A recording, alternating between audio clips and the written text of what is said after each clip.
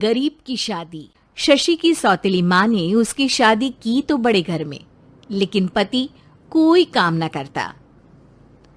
आप ससुर जी के साथ काम पर क्यों नहीं जाते? हाँ जाऊंगा, लेकिन कल से।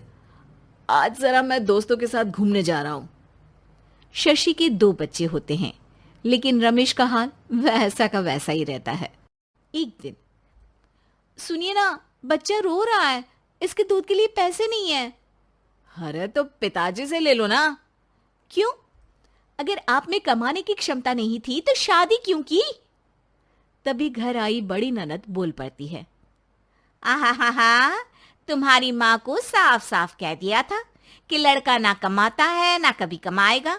हम 4 बहनें हैं इसका ख्याल रखने के लिए, और पिताजी का इतना सारा पैसा, तुम्हें किस चीज की कमी रखी है? लेकिन थोड़े ही सालों में तकदीर बदल जाती है। शशि का ससुराल गरीब हो जाता है। सब बिकने के बाद शशि अपने पति, बच्चे और सास के साथ किराए के मकान में आ जाती है।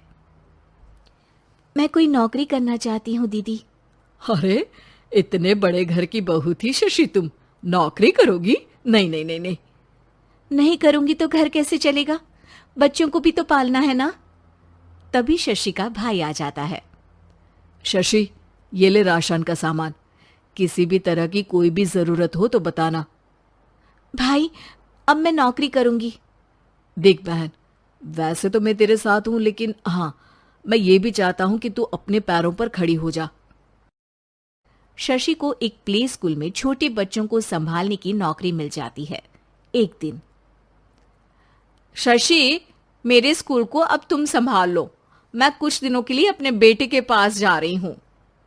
लेकिन प्ले स्कूल अकेले मैंने कभी नहीं संभाला है। अब ये सब मैं नहीं जानती। इतने महीनों में तूने जो देखा, बस पूरे आत्मविश्वास के साथ उसे करना। शशि नीलम के जाने के बाद पूरे 1 महीने उसका स्कूल अकेले संभालती है, और फिर एक दिन आता है जब वो अपना खुद का स्कूल भी खोल लेती है। वाह शशि, तुमने आज मेरा सर गर्व से ऊंचा कर दिया। तुम्हारा यही आत्मविश्वास तुम्हें बहुत आगे ले जाएगा। नीलम, बहुत आगे जाने की चाह नहीं है, बस ये छोटा सा स्कूल मेरे बच्चों की अच्छी शिक्षा में मेरी मदद करे, यही मैं चाहती हूँ।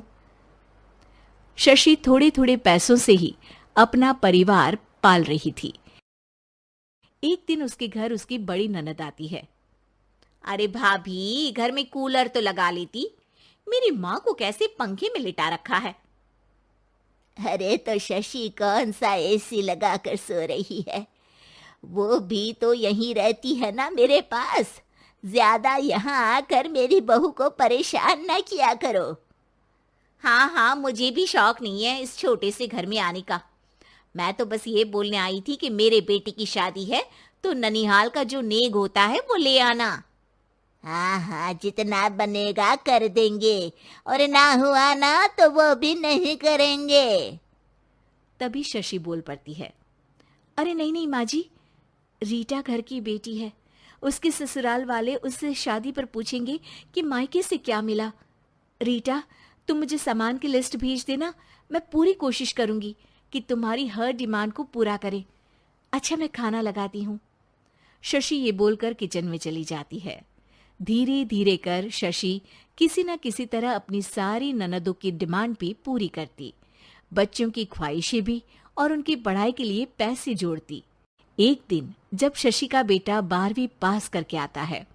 माँ, अब तुझे काम करने की जरूरत नहीं है, मैं अब कोई ना कोई नौकरी करके पढ़ाई भी साथ कर लिया करूंगा।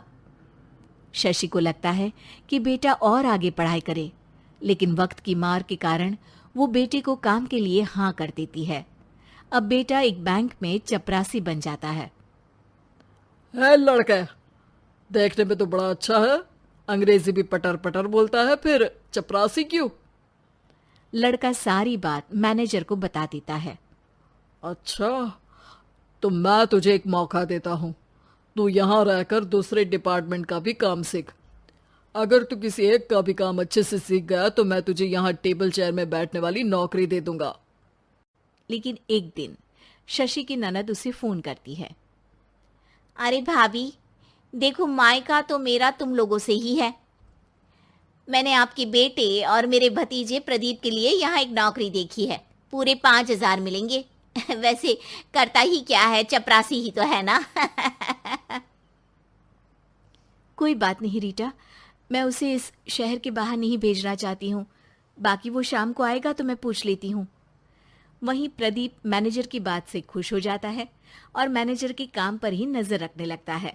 वो उनकी तरह के पेपर पढ़ता, काम करता और आने वाले लोगों की बातें सुनता। एक दिन बैंक में ऑडिट वाले आते हैं।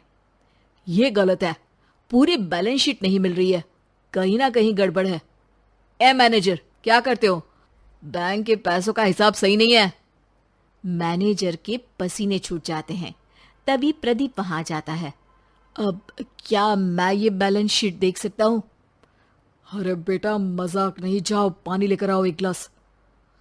प्रदीप मैनेजर को पानी लाकर देता है और फिर ऑडिटर से कहता है, देखिए सर, मैं आपको बता सकता हूँ कि कैसे बैलेंस शीट को आप लोग गलत तरीके से जोड़ रहे हैं। ऐसा बोलकर प्रदीप एक एक कर सारे डाउट क्लियर कर देता है। अरे हाँ, ये तो पॉइंट हमने देखे ही नहीं थे। गुड, कौन है ये बच्चा?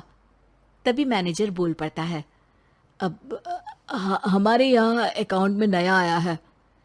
ऑडिटर के जाने के बाद, वाह प्रदीप, आज तो तुमने मेरी नौकरी बचा ली। और आपने भी तो मेरी नई नौकरी लगा दी, अकाउंटेंट की। बस फिर क्या था, प्रदीप ने एक बार जो सफलता की सीढ़ी चढ़ी, बस चढ़ता ही चला जाता है। फिर एक दिन शशि की ननद, अरे भाभी कैसी हो? घर को तो बड़ा ही सुंदर चमका रखा है। अरे बेटी, कैसे आना हुआ? तू तो इस छोटे से घर में आना भी नहीं चाहती थी। कोई खास काम है क्या? अब हाँ, वो माँ, मेरा जो मजला बेटा है ना, वो अकाउंट से पढ़ाई कर रहा है, तो प्रदीप से बोलकर उसकी भी कहीं अच्छी नौकरी लगा दो ना। सास और शशि समझ जाते हैं कि कैसे पैसे आते ही लोगों के बात करने के तरीके से लेकर रिश्ते निभाने तक में बदलाव आ जाता है।